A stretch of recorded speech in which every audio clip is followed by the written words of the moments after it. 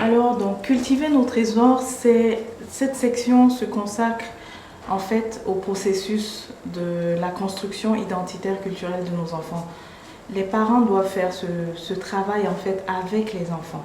Malheureusement, beaucoup de parents pensent que c'est un processus qui est automatique. Non, ce n'est pas le cas. Il faut vraiment que les parents travaillent à aider leur enfant à construire leur identité culturelle.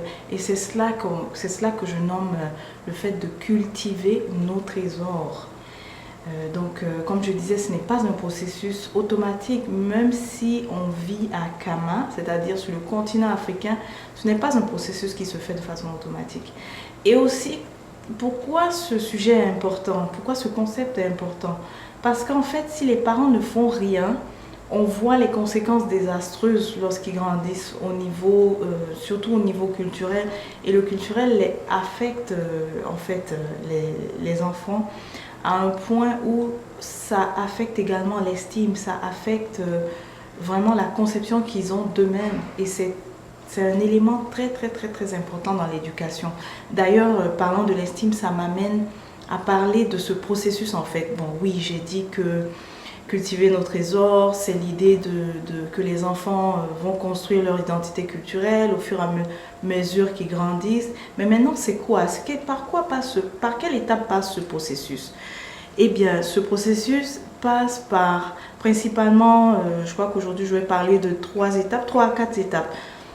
La première, c'est j'ai nommé en fait les étapes du processus des outils en fait.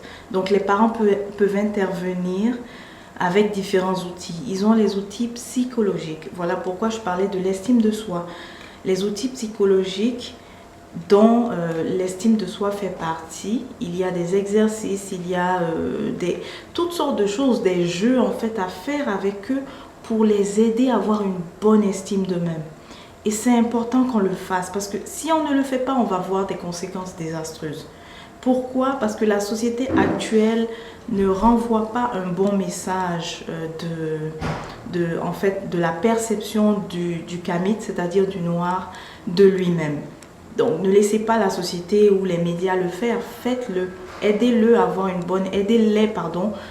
une bonne estime d'eux-mêmes.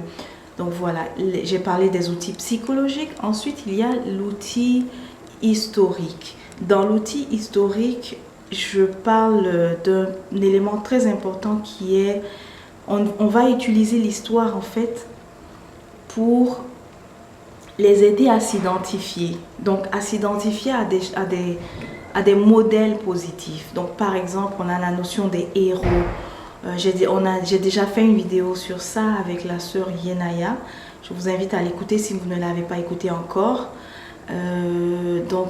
Voilà, on va utiliser les héros. On va utiliser des gens qui ont mené une vie exemplaire et qui sont des modèles positifs pour les enfants. Voilà, ça c'est les outils historiques. Ensuite, il y a les outils linguistiques. La langue, c'est un véhicule en fait important de l'identité. Ça, je l'ai vraiment compris en lisant le chapitre 2 du livre Civilisation ou barbarie de Cheikh Anta Diop. Donc voici à peu près 3 outils importants qu'on peut utiliser pour aider les enfants à construire leur identité culturelle.